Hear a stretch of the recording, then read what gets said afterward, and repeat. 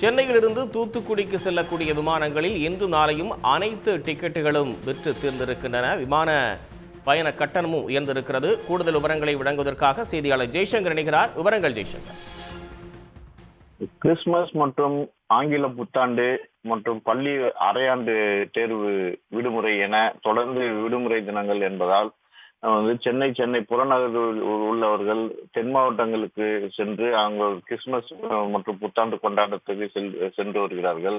விமானத்தில் பயணம் செய்பவர்கள் சென்னை விமான நிலையத்திலிருந்து தூத்துக்குடி, மதுரை, திருச்சி உள்ளிட்ட அந்த பகுதிகளுக்கு செல்பவர்கள் அந்த விமான டிக்கெட்டுகள் முழுவதும் காலியானதால் அவர்கள் மாற்றுப்பாதையாக பெங்களூரு மற்றும் திருவனந்தபுரம் சென்று அங்கிருந்து அந்த அவர்கள் ஊர்களில் செல்ல வேண்டிய சூழ்நிலை ஏற்பட்டுள்ளது.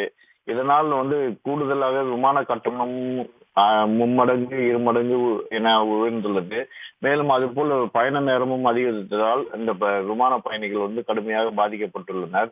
அதாவது சென்னை தூத்துக்குடிக்கு வழக்கமாக கட்டணம் 4100 என்ற நிலையில் பெங்களூரு வழியாக சுற்றி போவதால் அவர்கள் 13,400 ரூபாய் வரைக்கும் செலவாகிறது. அதே போல் திருவனந்தபுரம் வழக்கமான கட்டணம் 5,173 என்ற நிலையில் அவர்கள் பெங்களூரு வழியாக சுற்றி போவதால் 17,331 ரூபாய்.